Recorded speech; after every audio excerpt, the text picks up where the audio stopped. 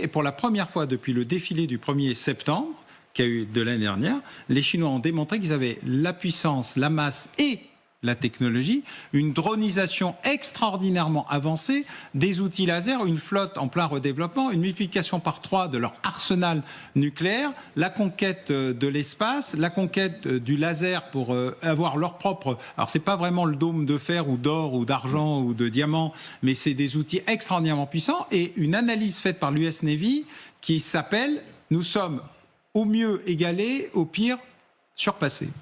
Xavier Titelman, vous qui êtes un souverainiste français, évidemment pour vous l'idéal c'est que une grande nation soit souveraine, etc. Mais il se trouve qu'il y a des empires. Est-ce que ça vous angoisse de voir l'empire chinois monter? Alors l'empire américain n'est pas très sympathique, mais c'est quand même une démocratie. La Chine, c'est une grande dictature. Alors déjà, ce qui est avantageux pour la Chine, c'est qu'ils regardent les Américains font n'importe quoi, perdre de leur superbe, perdre leurs alliés.